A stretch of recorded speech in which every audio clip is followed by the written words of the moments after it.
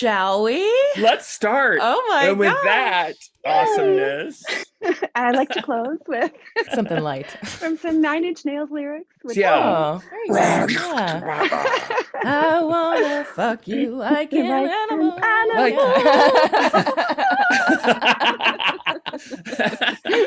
Lovely. We do sing a lot on this show, actually. Good. That's pretty It's gonna funny. happen. So. Light from Lantern presents Knit a Spell. I'm magical maker Katie Rempe. And I'm the maker of magic, James Devine. Join us as we stitch together the symbiotic relationship between crafting And the craft. Welcome, Knit a Spell fans. Jim and I are so excited for this episode because it is our first episode of the season with a guest, and our guest is the very amazing, extremely talented, don't be too jelly that we're talking to her today, Stephanie Dosen Hart of Tiny Owl Knits. Welcome to the show. Yay! Hi, guys. Yay, for having me. You are like such a wonderful guest to have on the show. Thank you so much for coming on because you are a magical maker. I mean, not just knitting, but beyond. Tell our listeners a little bit about you. So the year was 1972. I was looking for a body. I was in ephemeral reality just off the mountains and landed in. And then 1973, I was born. And then it's just been magic ever since. Well, good. Just a light story of magic. Yeah, that's it. I hear that you live in the mountains and you have Yeah. a unicorn, a puffy cat, and a big old yarn stash. That is all true still. I have more unicorns now. I mean, they do come in and they change their names when you're talking to them in the astral. But, you know, so sometimes they shapeshift and do other things. So lots of unicorns around. I'm curious about Tiny Owl. So, Right. like, how come it's not like Great Big Owl Knits? I love that question because no one's ever actually asked why it's tiny, and there is a reason. Yeah. And so it was 2003, and I was working at a yarn store myself. Where were you working? Where was your yarn store? Mine was in Florida, a good yarn, still there. In Florida.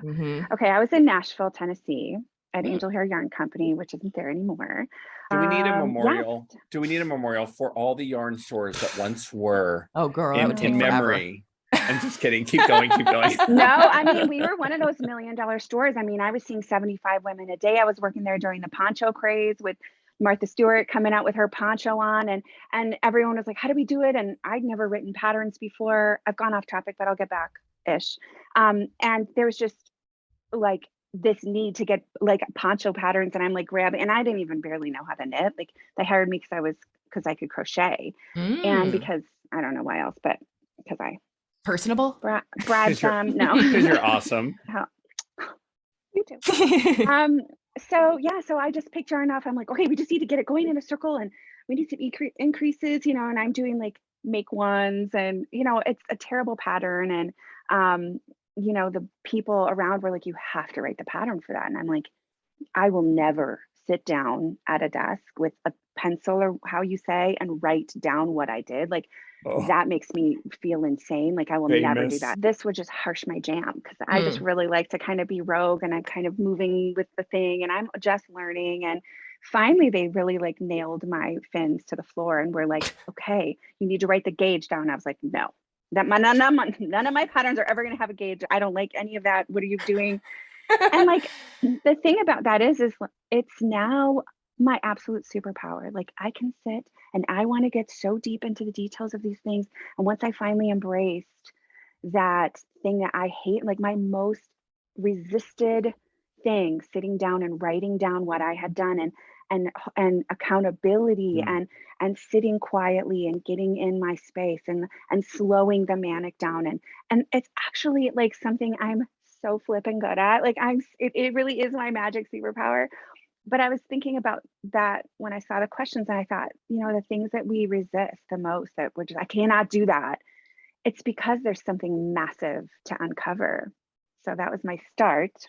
What would you say to people when they have the persistence to move through resistance? What was available to you when you moved through that resistance? Surprise.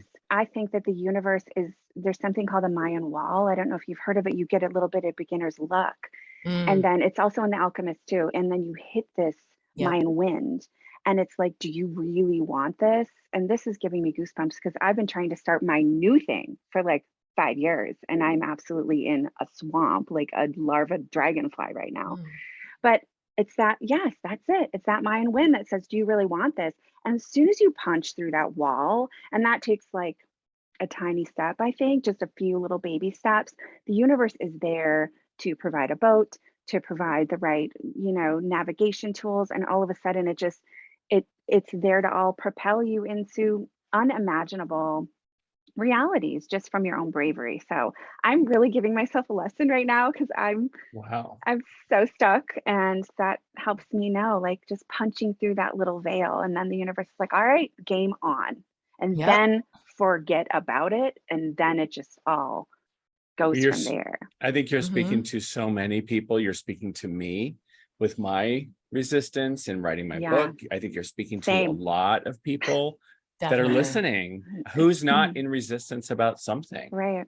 Mm-hmm. And then I having mean, it show so up to be your powerful. greatest gift and your greatest, like, really superpower. And I saw your questions yesterday and I was thinking about that, and that came up for me. I went, you know, really the blockage comes first and then phew, just the gift Yeah. comes after. Breakdown precedes breakthrough.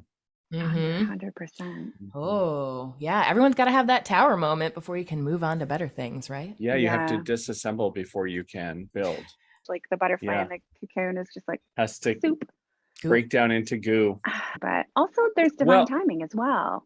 So tiny owl, I'll get back to that. Should okay, I? yeah, tiny Oh, yeah. owl. So around 2003, when I was in the yarn store and like writing all these patterns and making all this stuff, and that's when blogging, like knitting blogging started. So I got myself a knitting blog and I had my bookshelf in front of me and I had, it was Harry Potter times, and I Mm. had big stuffed white owl. I'm sure it's related to Hedwig. It might not. I can't actually remember. I just know I had this big feathery owl and his name was Doctor Who. Don't listen to that. But anyway, I saw it. And then I also read this story about Merlin like flipped a coin in the air and it turned into a tiny owl. And I was just like so obsessed with that. It was like a line. Like I think I Googled maybe owl or something, and I think it came up like Merlin flipped the coin in the air and it turned. And I think it even said quarter, and where Merlin would have gotten a quarter, God only knows. But it's very transformative these days. But anyway, I saw the tiny owl and I went, oh, tiny owl. And then I was kind of like tiny white owl for a while on my blog. And then it just went to tiny owl and you throw knits at the end. And those were the days like where there wasn't Ravelry, there were blog rings. Do you guys remember blog rings? Oh, yeah. So you would like apply. Okay, so we have blogs Oh, to like a connect all of guild? the knitting. Yes. So you Yeah. would Mm. apply and then they would say, yes, you're a part. And then they would send you the HTML code. And somehow we were all knew how to geniusly do that for like no reason. Even me as a Gen Xer was like, I can get in there. And then I was part of the Nitty Kitty blog ring. And then you would click next. And then you'd go to the next knitting blog. And it was this tiny little pre-Ravelry community, 2003 at least, probably before that, but 3, 4, 5. And then when did Ravelry happen? Like 2006, 5, 6? I think 5, so, 6? 6-ish. And then that's a whole game So, changer too. My gosh. yeah, should we talk about that? Yeah, let's talk about Ravelry because it's a different beast now. And I say beast because there's millions of people on this knitting and crochet website. It still blows my mind. And So if only Ravelry 20% of them would buy my patterns. Yeah. so Ravelry is Wow. a social network for makers, right? Yes. Yes. Knitters, Yes, crocheters, and for really like fiber artists, knitting and crochet community. yeah. And I was in Nashville because I was a singer-songwriter and I was trying to get signed and I had a producer out there. And so I moved out there to kind of play my guitar and was doing all that kind of thing. And I just got this random job at the knitting shop. And I'm like, this is not my passion. Like at night I was playing at the Bluebird and doing the things. And then during the day I was, hawking yarn at people, really just throwing it at them. Here's a pattern, make this, do this, do this. And then I got signed. And so I moved to London and I was signed with Belly Union. And that was Simon from Cocteau Twins. Do you remember Cocteau Twins? Yes, I love So the Cocteau Simon, Twins. so he and I were in a relationship. I actually moved there with him and we had a band together actually called Wow. Snowbird. And the guys from Radiohead played on it. I'm not even kidding. So that was like one of the fun things. So I was there doing music, and then I was working with these bands like Massive Attack and Chemical Brothers and traveling and touring. And I was like, I just miss my knitting friends. And they would be like, what are you knitting? And I'm like, sending pictures on like old, I don't even know what we had back then. Maybe I was emailing pictures or Mm. something. And then they're like, join Ravelry and you can put your stuff up so we can see it. So it was really a way to connect with the people that I miss, that tribe Mm. of goddess women that held me through my big transformation. And I didn't know I would miss them so much. I didn't know I would miss knitting. And, you know, the music world was really overwhelming for me. And so I always had Mm. a little knitting project and kind of made a studio and started doing that, and then put my first pattern up and made it free. They were like, introducing, now you can put a pattern on Ravelry. I'm like, okay, Mm-hmm. Word document, you know, and the Yep. way that my first pattern looked to the way they look now, like it has been Oh, we've such a talked about that in the past. transformation. Oh my gosh. Yeah, The I had to go standards have back and changed, that's for redo sure. everything. Yep. So that's how that started. And then Ravelry became more and more exciting and inviting. And I made a group and I started hanging out there and just just giving out the, you know, patterns and having fun and bringing people together and doing what I always want to do, which is just, you know, people are so, they want to do something creative, they want to knit, they want to, but they don't know what they want to do. And I'm the same. Like if I walk into a yarn store and someone's like, here's some stuff, it's very soft and pretty, here's what you're going to do, here's your nails, sit down quietly and just don't think, just do this thing. Yes. Like even though I have all these creative urges, like thank you, just, so I love doing that for people who like walk in the yarn store and they're like, and I'm like, I totally see you right now. Come with me, feel this alpaca. We're gonna make a scarf. It's gonna be okay.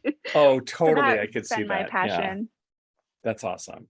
From our conversation so far, you're so magical. Was that always part of your life? Is it how you were raised? Right. Okay. So I was like, the definition of magic for me is probably a little like, I think it's my perception of the fact that I showed up in a body and then we have this life force energy coming through physical reality and it's creating and it's moving and it's shifting and changing. We have consciousness.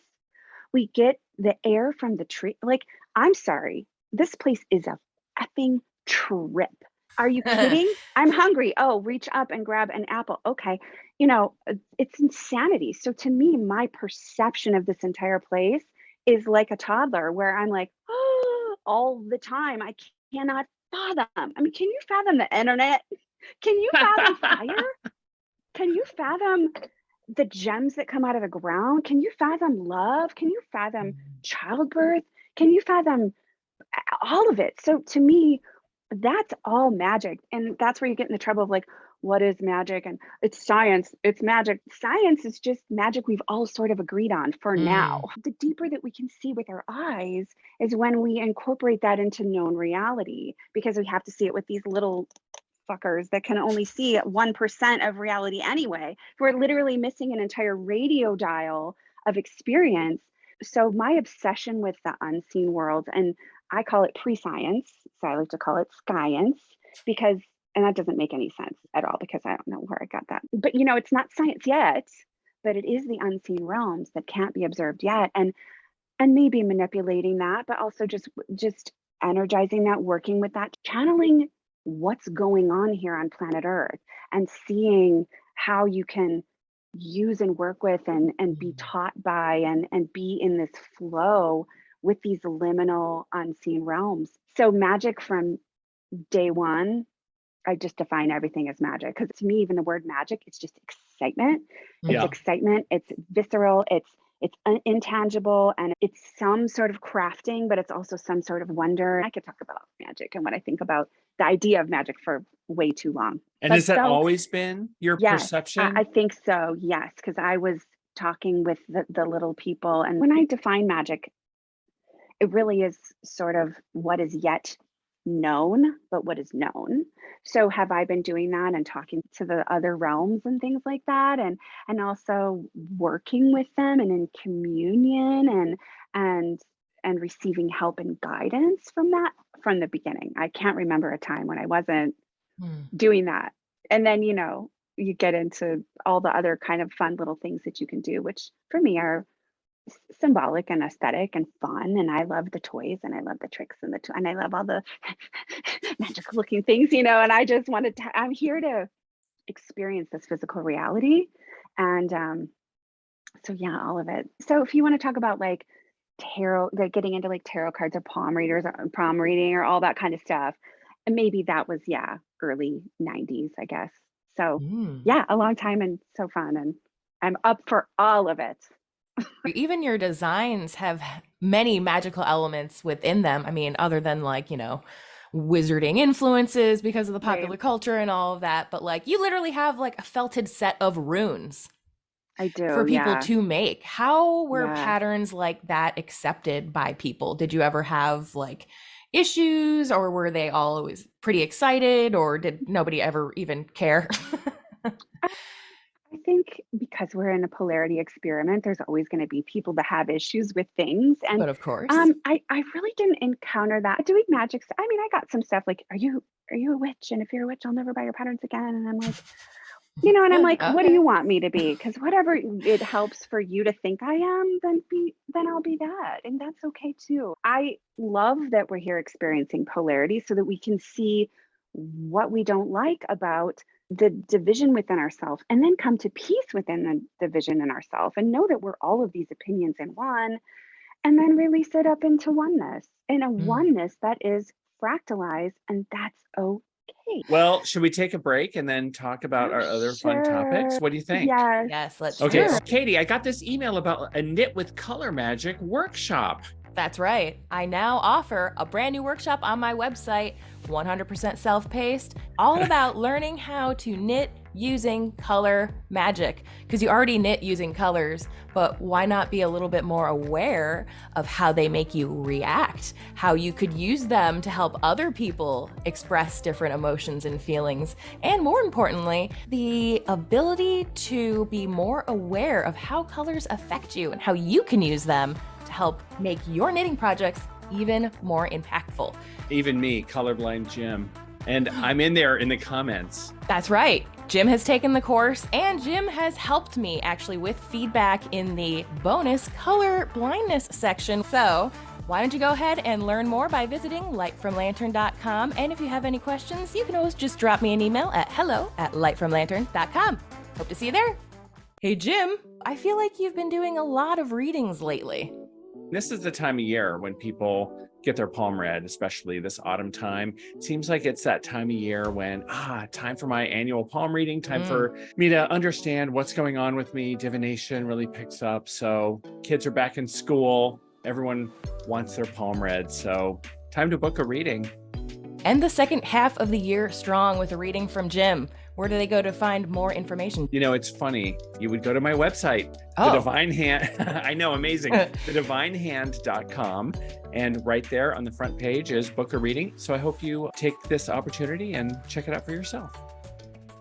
So in the second half, we wanted to talk a little bit about We do. color and color Yeah. magic. So when I was scrolling through your patterns, Stephanie, I noticed a lot of them are more of like a neutral color palette. And I was curious if that was by design or if it just happened that way.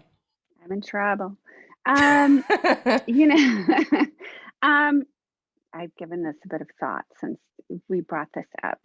And that's where I got in the conversation with my mom about control and control freaks. So I've noticed with myself that when I'm in a particularly rocky time in my life and I have no control over what's going on, I tend to take my hues way down.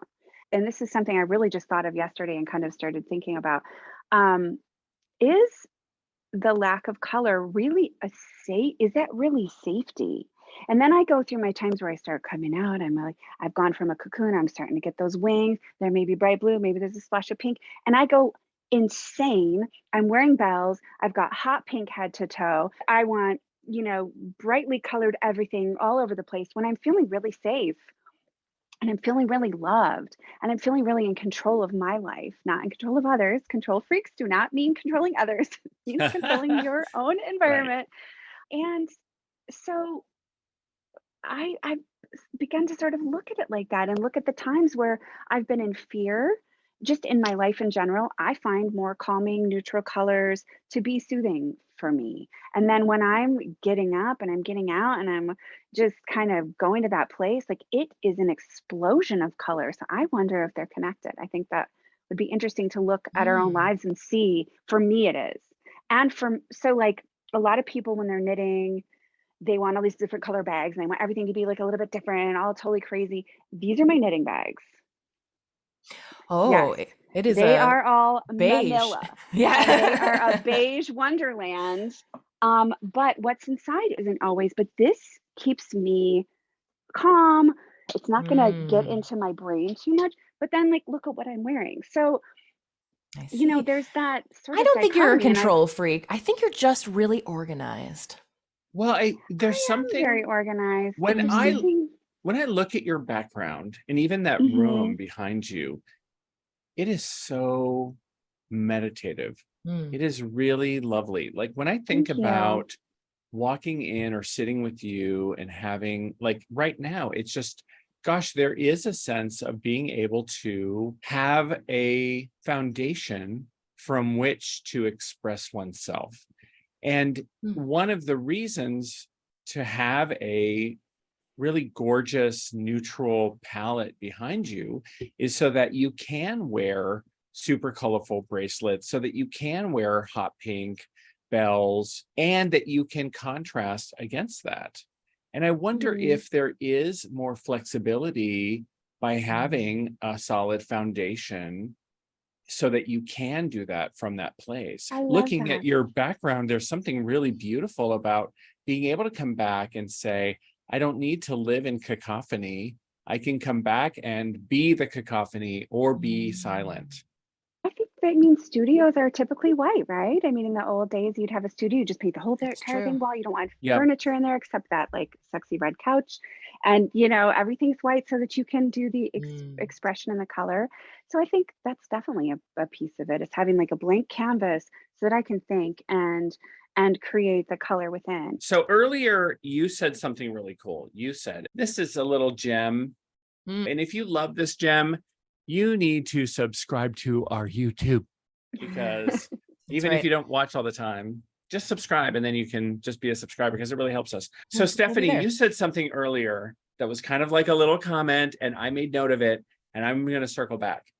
You said, we are living in a society that is an experiment. How did you say it? Deeper than in a society, on Earth, we are having an experiment, which is an experiment with polarity. I'm going to write that down. An experiment with polarity. Tell me a little bit more about that. All right, it's going to go out there a little bit, but come with me. I think that mass consciousness, which includes every brain on Earth, even the ants, the beetles, the birds, everybody, all consciousness, all conscious thought, all embodied thought in form is part of the same thing. So what does that mean? There's an idea that there's a consciousness who saw a shadow within itself where it thought, well, I like red, but I also like blue. And you notice I changed environments. I went from my knitting studio up to my magic library, which is just colorful, shredded with insane color. And so this reality, this consciousness went, well, how can I like red if I like blue? That's not right. How can I play with this idea a little bit more? Let me create a landscape where I can embody and really become these different polarities and see how I can iron out how I feel about being different within myself from myself. I want to do this certain thing. Well, I want to do this certain thing. Well, those seem to be really at odds. Well, are they? What if it's all just like one line that's a circle and we can rotate and move around and we can come over here and be like, oh, somebody says, no, I'm going to be over here right now. And that's okay. I'm not going to do anything with color right now. And then I'm going to do everything with color, you know, just as simple as that. And then just noting where our preference is, which is the engine behind how we move along that circle and experience these different realities for ourselves when the possibilities are absolutely endless. Now, granted, you get into a body depending on I don't know what, that I don't completely understand, but I do know that there's choice. And I do know that you're always going to butt up against something that doesn't look like what you're thinking. And then to go like, well, actually, if I really think about that, I can find a place in myself where I think that too. And that's okay. It really is. This whole place is about becoming okay with your own, you know, what do they call that? Like cognitive dissonance, right? And in your own, like your own, like, well, I'm two things, or more. I'm Yes. 100,000 things. You know, Isis has 10,000 names. She have 10,000 names. There's all these different names to describe and all these different ways to experience this place. And we want to have it in a box, and we want to put a label on it, and we want to put it on the shelf permanently and be like, whoo, now I'm safe, you know? And then when something else comes knocking on the door, we're like, I'm not safe. Well, what if we're safe with all of this polarity and all of this dichotomy and all this duality? If you look at, like, there's Coke, there's Pepsi, there's Christina Aguilera, there's Britney Spears, there's Michael Jackson, there's Prince, minor 80s references, but you know, there's left, there's right, there's always two. Can we see in our reality that we've always been looking at two of something, and can we see that those things are the same thing? And then there's so many other options. And once you get that, then you're ready for the next evolution of consciousness. And we're ready to go into like omni reality. I love how you talk about the line where you're either on one side of the line, like I have here, or you're on the other. And then eventually you realize that if I'm on one side or the other, you can actually realize it's a circle, and that you can circle around to the backside. And it's only when we look at it from the side that we think that it's polarity. So it's an experiment to change your perspective, to realize it's this grand mandala of, you know, polarity is actually a circle, but you know, when we look at it from the side, it's not. So I think that and then look at that beauty within the kaleidoscope of that mandala, that is like so many different nuances of preference and choice, and being able to move along that and go like, I know that now I'm harnessing these forces to create a reality, and how can I get out of the edge and get into the freaking juicy center of that and go like, wow, now the world is very, very exciting and very beautiful, instead of this like little plain, you know, taupey kind of edge that we were on, where it's just it's frustrating. Like we're not, no one's ever going to agree, and that's okay. Move to the middle and see the kaleidoscope and be like, damn, without the red, there isn't a blue. Well, colors in that, the green and the pinks, you know. Actually where the power is, in the center. 100%. Oh, we're doing such important work here, you guys. So let's talk about color. I'm amazed at this idea of a beekeeper's quilt. First of all, I think about like, didn't this beekeeper's quilt come about because of necessity in some way? Were you on tour? Were you like singing? Was it because you had to do little tiny things or whatever? Well, I was living in England, and so I was in London, and there's an aesthetic there that I was influenced by and inspired by, and going to the flea markets and things and seeing all like the patchworks and the different colors. And I mean, hexagon quilts aren't new, right? I mean, there's hexagon quilts, and I saw them in the flea market and the colors, and for me, I've always gone like, I just understand it if it's beige. I don't understand how to put these colors together. I always get it wrong. I choose the same hue. I don't know how to pop like a purple in there and make it look good. It was a mystery to me. I wanted to dive into like, how can I go crazy? Like, this is me like, let's go crazy.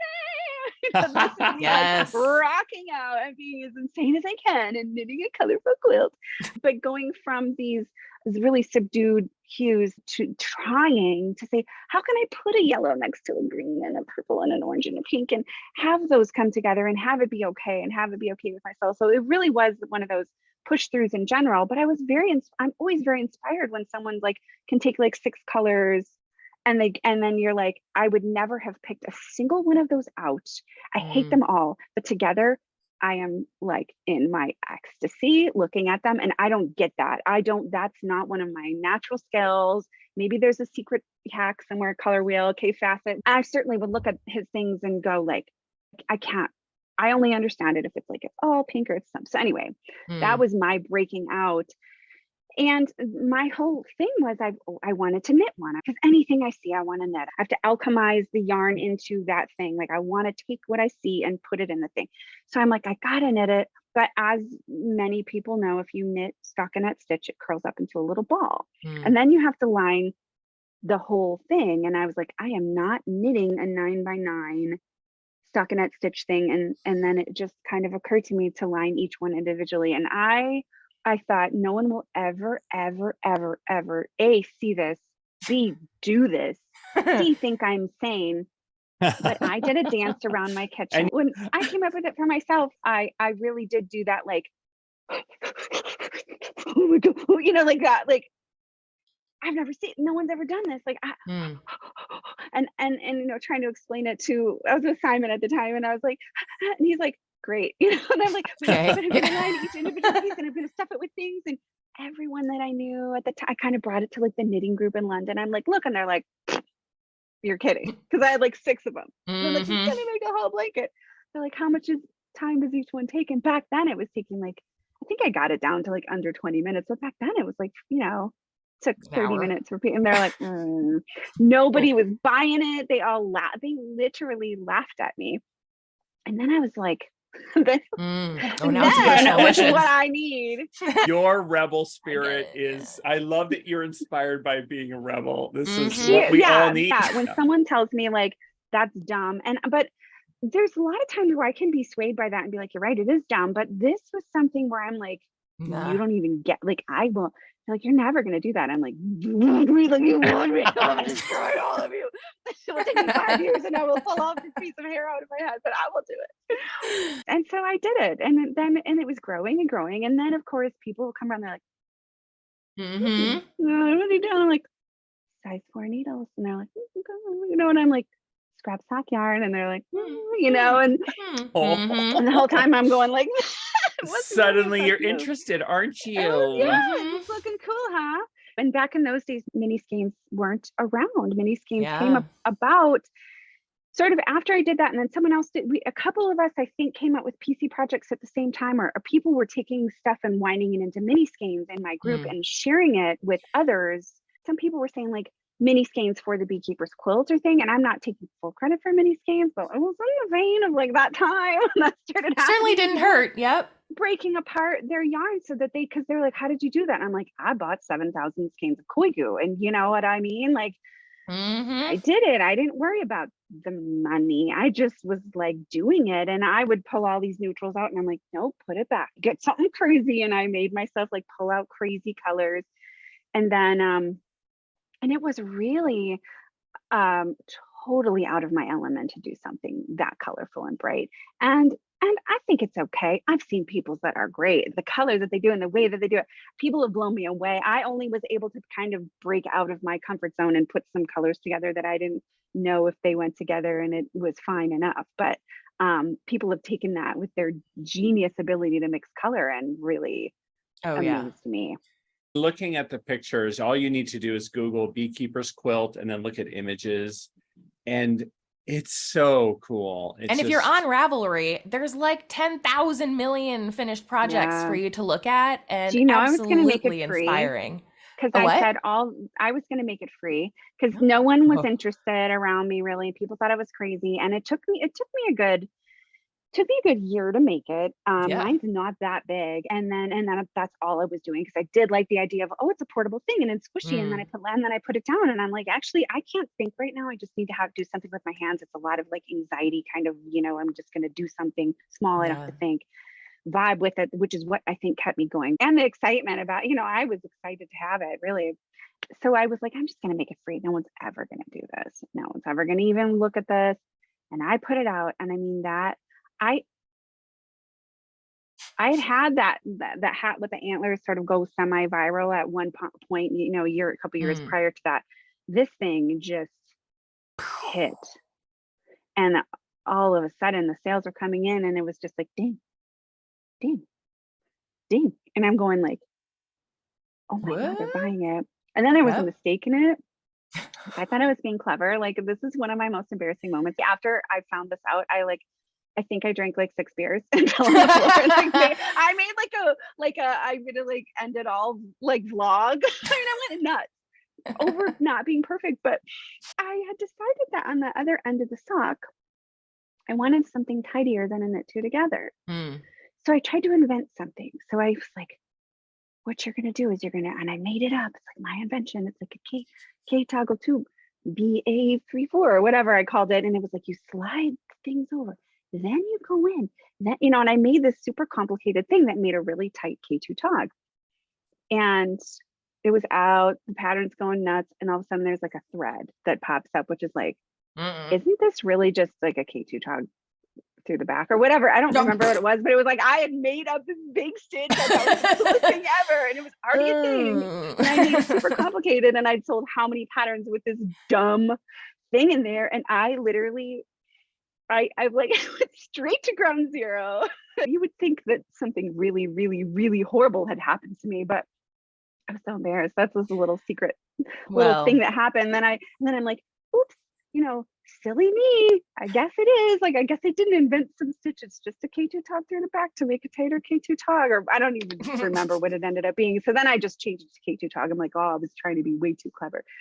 So the pattern you just were going to give away ends up being was. the one, right? Yeah, I Amazing. think Or at least so. one I of the think ones. it got me my plane ticket to move back to America and got my stuff packed up, and it cost a lot of money to move overseas, and I paid for that, and I am forever grateful. And it's still being sold now. I mean, people are still making it. I still see people commenting about it all the time. Wow. It is timeless. So you nailed it. Congratulations. So nice to hear. I don't know what that was. Thank you. I won't even take credit for it. It was like something that kind of came, like everything, came through. When we think about the magic of color, do you think that color is magical? Do you think about that intentionally when you're knitting? I've been thinking about color therapy because I do sound therapy. And so I know that the vibration I've seen now physically with my little eyes that can't see very much what sound does to matter. This is in the science realm that we don't quite understand what color is doing for us, with us, to us. I don't think we quite get it yet. It can cause, we know, oh, that color makes me feel calm, or I really like this color. I'm having a positive preferential response to this color, or I don't like that color. It's doing something.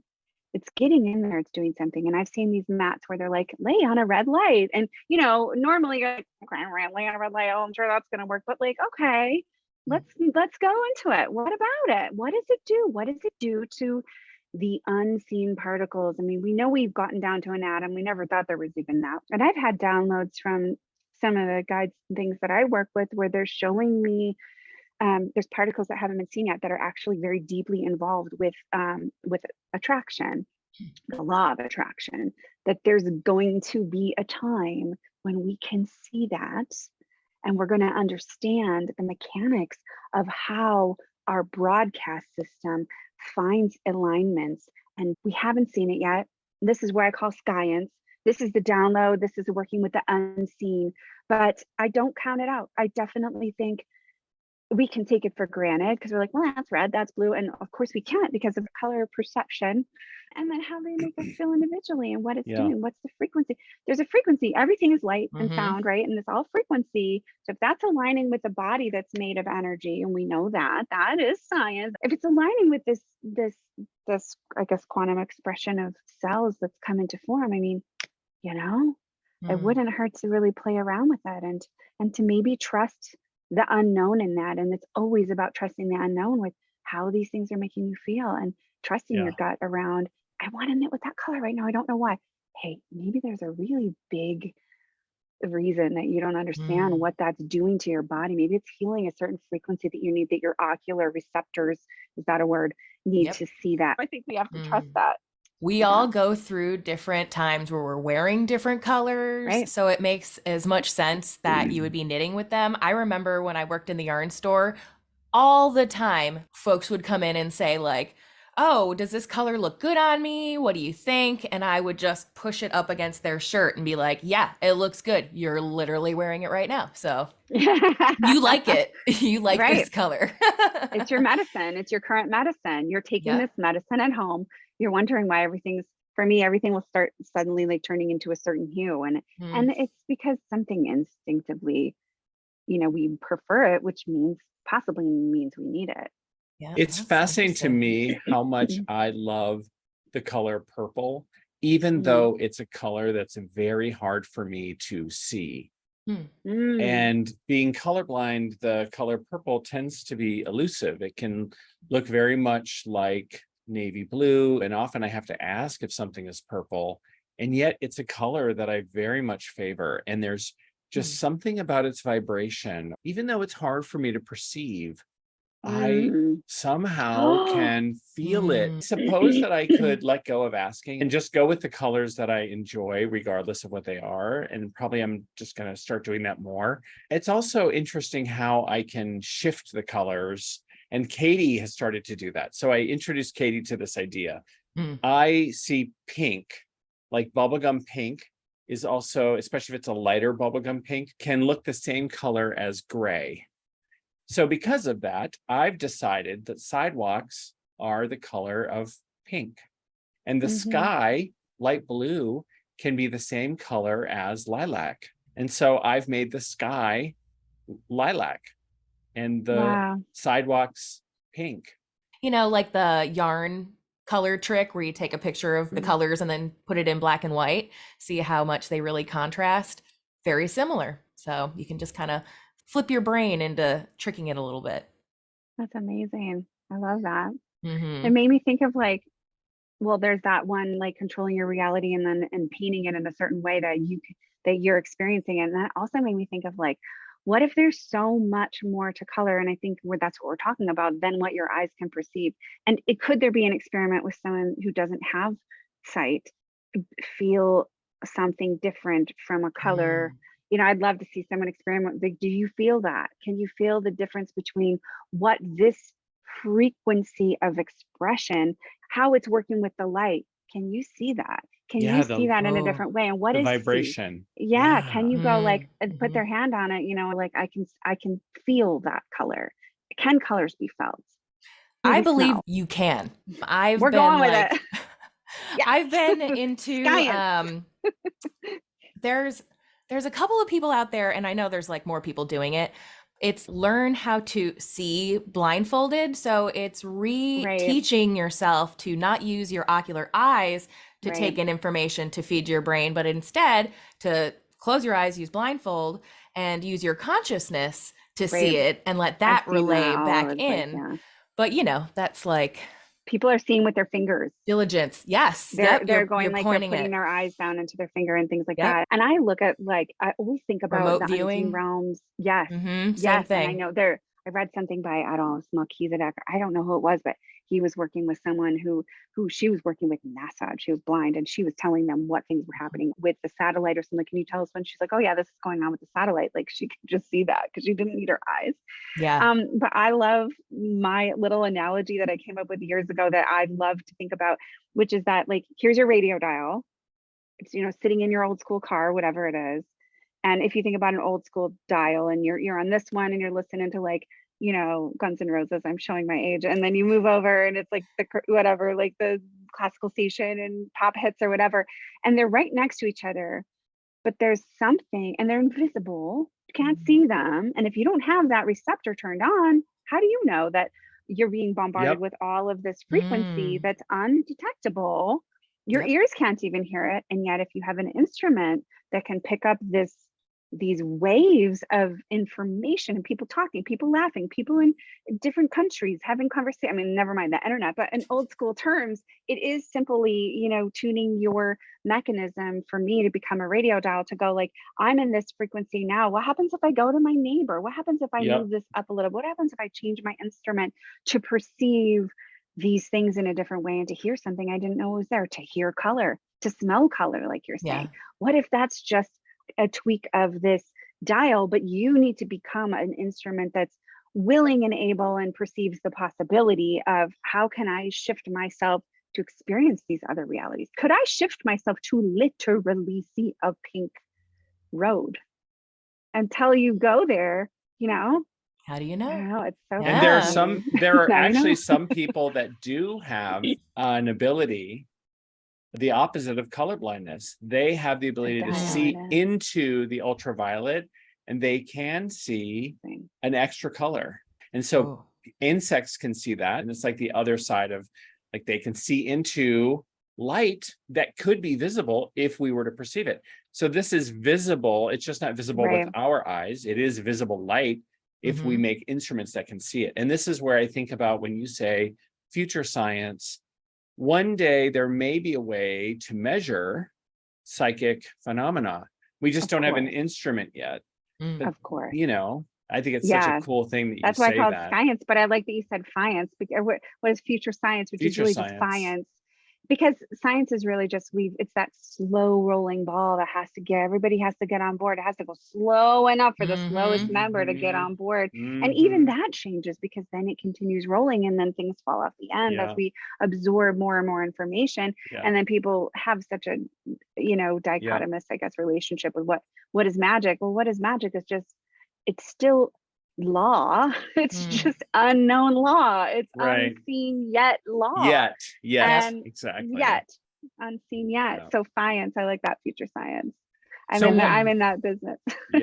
So when people are knitting, making, being creative, what's a benefit of including magic or metaphysical intention, mindfulness into their knitting, their crocheting, their making, their creative process? I think it's all about following the juiciness. And I think if you get the idea to do it and you do the things where you do a prayer, you do a wish, you've got your wish, and I've got my juniper wishing scarf in, I was like, put a wish in every stitch and do those things. And if that sounds juicy to you, do it. If it doesn't, don't ever force yourself. Never force. I say break out of your comfort zone, but never force yourself to do something that isn't juicy. So I think, does that sound fun for you? How can that be fun? I had this idea. I did the moon phase scarf. And I did it in the round, and I did all the moon phases going all the way up, and it's this long thing. I don't know who would wear it, but anyway, God love it. But I had this idea, I was going to knit the phase during the phase, and I was going to experience each one and and best intentions, Do I still think it's fun, the idea of it? Yeah. Do I wish I would have done it? Yeah. Did I do it? No. But do I feel like I still did it and there was something cool here? Yeah. Like, my perception is 99% of the battle. So do I still feel like I had that? Yeah, there was something fun and juicy about the idea of that. And sometimes that's enough.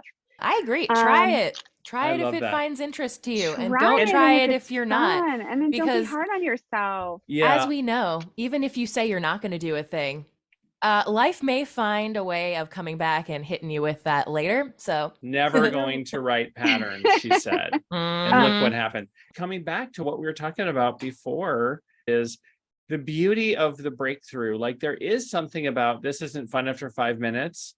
Yeah. But what about 10 minutes or 15 minutes? And what about once we kind of do a little bit of that breakthrough? And could this be something that is, okay, now I'm starting to get it. Like, once I start doing something and I get over that learning curve and I start to really have, like, maybe there's a joy in there in the long run, or once this piece is completed and I see the big one. Overwhelming joy in the person it's intended for, or I'm wearing the moon scarf at the full moon or at the dark moon, I'm in the space of doing an offering to Diana at the full moon, wearing my moon scarf that I knitted in for that purpose. I am so gratified, right?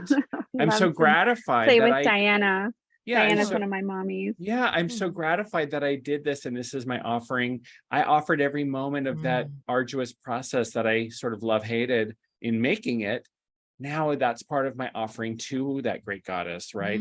So I think about those things as well. And I'm so appreciative of the reality that, like, yeah, some of it is juiciness and some of it is joy and some of it is also like, fuck me. Kind of a slog. Yeah. And that all of it, embrace all of it. And we're in this experiment with polarity and that it's all there. It's all there. Center in that. Oh my gosh. I'm so inspired by our conversation today. Same. Yes. Let's pull a card, shall we? Yeah. We thought maybe we could all pull cards if you wanted to do as well. Jim and I, because we're doing all this season on color, we both have an edition of Tarot Disassembled by our friend Jennifer Steidley, who made 2 different colored boxes and just came out with a new edition of her tarot deck too. Just FYI, everybody, will put the links and everything in the bio. It's like super, super colorful. So that's the one we're going to feature this month, or at least. That makes me so happy. I have my tarot that I left downstairs when I abandoned my ship down there. Is like one of those tarots. It's all the same color. Like, it's pink, but it's foil, so it's really, really shiny, but there are no colors in it whatsoever. And it's the one I've been using the most. It's very slippery. I just got obsessed with the fact that they're foil cards. Yeah. They're super shiny, shimmery. Oh, wow. Metallic. Wow. Wow. And- All right. Great, so we're going this straight is into tarot.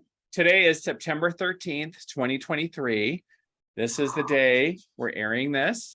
That's so crazy to think. So are we making like predictions? It's almost the autumn equinox. So let's pull a card to give us a little guidance with color. Like, what color is there? Katie and I are going to be looking at color, and then Stephanie is going to be pulling a card to top it off. So let's go Katie, Jim, Stephanie, and this is something to think about and ponder as we enter the autumn equinox. All right. Are you ready, Katie? I'm ready. Okay, go. All right. I have the Five of Cups. Black. Interestingly, black background. Yeah. What do we see in that Five of Cups? Everything is spilling, man. Everything is spilling. Or it's dyeing this beautiful little cape here. What colors are being spilled? So we have red and green being spilled out onto the blue, watery background with a gray bridge, gray cape, gray castle. Or is it pink? Or is it pink? That's right. Some sort of light color. What's your interpretation of that for the autumn equinox? What is the message? I would say don't cry over spilt milk situation. So the fall for me always means big change, often emotional change. And so even if things seem like they're falling apart, literally smashing over, it's okay. Just clean it up, take a breath, and then grab one of these other cups and have a little sip and reflect on things. It's not as bad as it looks. That's it. I like on that card that you didn't drink the green poison because it spilled. I mean, maybe it's a health drink. It could be matcha. Oh, that's true. It could be, Maybe you're over green. caffeinated. There we go. Yeah, I need more greens. I love in that card is I always think fives as I feel like fives are full physical embodiment in the hand. I think they go along with the hand. So whenever I see five, I see the hand, and I always see when you've extended into each of your fingers and you're fully embodied, there's always that moment of either something has to change. You have to get to the six. The five wants to go to the six. And so there's a breaking out of comfort zone there for me where, five's always like, I got to kind of leave this thing behind. It's because I've expanded into my full body. So what's the sixth sense? How does that next thing open up? So this is outgrowth, but it's also an abundant outgrowing where it's like, this is effluently, is that a word? It's exploding out of my physical form. So what's next? Yeah. I love that. Perfect for fall, right? Reap that bounty. Yep. And the five is in the middle between the 1 and the 10. So it's right in the equinox, like in that balance. And the background is black. So you got a black card, which is really interesting because also got a black card. Interesting. There's not a lot of actual black cards in this deck. So that's what card is that? The five. My screen messed up. It's the Five of Pentacles. So you got the Five of Water, the Five of Cups, and I have the Five of Earth or the Five of Pentacles, which has 5 pentacles. It has, these are the symbols. The deconstructed card has all the symbols, the snowflakes, the crutch, the bell, which is hanging around the leper's neck in the classic card. You can see the one sock, the church window, the bandages, the snow, the little bush. So this in the classic deck is 2 lepers limping outside a church, looking for alms, hoping for help. And you can read it in 2 ways. One, like a 5 in the center, one is they're lost and dejected and rejected from the establishment of the church because they're lepers. That's one way to read it, and the negative side. On the positive side, they are moving towards help, which is available to them in the warm, illuminated church inside. And that's where they're going to. They're on their way to assistance in the church. And so depending on how you look at this 5, again, right in the middle of the 1 to 10, are you moving towards help or away from help? You have that perspective in this liminal space right in the middle between 1 to 10. You're in that 5 space. Are you moving towards physical, tangible assistance, or are you moving away from that physical, tangible help that's available to you? What else would you add to this card that's on black with all these colors? So 5 we got, and now the pressure's on. I'm about to be like, yeah, I'm gonna get I one too. know, I'm right? gonna go. Oh shit. What, Oh my I God. mean, This was on what's top. your This was on top. I'm not even gonna pretend, but I will shuffle again. But what? that's yeah, it was sitting on top when I looked down. And I was all the my 5 of cards fell on wands. the Read floor. that. It's the 5 of wands. That's Maybe that's amazing. just, meant You to It's guys, be. I was totally just gonna right. make a joke about how I was gonna look through my deck to find a 5, and it was. And But I it looked was down, right and this there. mother effer. I'm not gonna It's even no, mess that with is that. it. That's That's got a to be power it. of 3 situation. So I want to say about 555. Are you kidding me? Like It's an Mhm. angel ultimate number. tower. It's No, it's you got to it's the go with it. ultimate change. It's the ultimate change. And I was gonna cheat just for fun, but I didn't have to cheat because Spirit beat me to it. Spirit's Thanks, a cheater. universe. But I have this past life sort of memory of being, well, I'll just dump it out there. So what? I had a past life memory where I was pregnant. I was having a child. I was not in a home. I was in the snow. So that card hits home. I remember that feeling and seeing the light. And it didn't end well for me. But what has come forth for me in this reality is knock on one more door. Let's say you're decided to go for the light, right? Knock on that next door, because you never know when you're gonna. I could see in my omni perspective in that life where I was too ashamed and I was too sick and tired and I was too much in my own self poverty and my own self pain and my own like, well, this and who cares anyway about me, and that self pity that you go through where you were like, I'm not even going to knock another door. I don't even care if I bleed out in the snow. And then, okay, well, then you will. And I could see from my omni perspective that if there was one more door, there was stew, and there was a fire, and there was a woman, and she would have let me in. And I went back and actually did that out in my Akashic, just took that door, went to that next door and opened up. So like open one more door for your healing, open one more door for your miracle. Don't stop when you've been defeated. It's that meme where he's like pounding through and the diamonds on the other side. Like Yes. open one more door. One more If you door. quit, then you're going to quit. You're going to stay in the snow. Of course you are. And that's okay too. That's a choice too, because then you end up here and that's fine. But I love The that. 5 I wants love the 5 wants the 6 once again. So we had that with the 5 of cups. The 5 wants the 6, and we have this with the 5 of pentacles. The 5 wants the 6. Open one more door. The 6 of pentacles is charity. It's the charity being doled out, and you're worthy of it. and receiving. And then we have so the 5 this of was the 5 of, it's almost a cheater, but it also was, I did look down and it was is sitting exactly right on there on top. top. And so I would have kind of dug for it just as a joke. I want to pull an animal card just as a like all a right, final but sign we'll up. look at We'll this just because we'll just go with the 555 and the 555. fire and the wand. This to me is always the card of different elements of the personality fighting against themselves. And we've been talking about that all day. It's like, I'm this. No, I'm this. No, I'm corporate. No, I'm mystical. No, I'm scientific. No, I'm rational. Well, isn't it the same thing? I don't know. Let's beat the hell out of each other. Like what are we gonna wear a dress? Are we gonna wear pants? Whatever it is. All of these things exist, and all of the battle is really raging within one person. They're all, as I remember, well, their boots are a bit different, but they're all the same person, and they're all just coming at their own self with different elements of themselves and trying to make this homogenized. Can't we all just be exactly the same? No, we can't. Hello, are you here? Do you see Part that of we're the all fun. different? And that our uniqueness is okay, and we don't have to fight with it, and just let it go and get in a hug, and let's make a group of 15, just 555, in a circle, just embracing what is. And what happens after the 5 is the 6, which is that the integration and that beautiful success of moving past that. Yep, a victory. Wow. Let's hold all these 5s up. Let's hold the 5s up just for fun. Look at that. 555. What an incredible experience. Wow. Big changes with the 555, and all changes are for the highest good. So that's always the way to look at it. Change is the highest good, even if it doesn't look.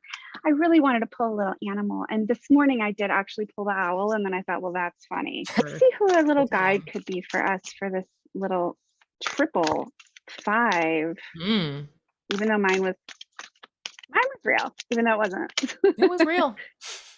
Takes me a little bit of a time. I'm going to get a, oh, wow. Okay. It is. It's antelope. Life is speeding up. It's fast. You may feel like you're being chased. You may be chasing. You may be running at full speed. Fight or flight. It's You know, if you're in this fight or flight stage, it's time to regulate your nervous system for sure. Really encompassing all that 5 energy. Amazing. There she is. Amazing. Thank you for That doing was that. So fun. nice. Stephanie, this has been so amazing. I love you, getting guys. to know you, and thank you for Yes. being on our podcast. I am thrilled to have met you and to connect with you.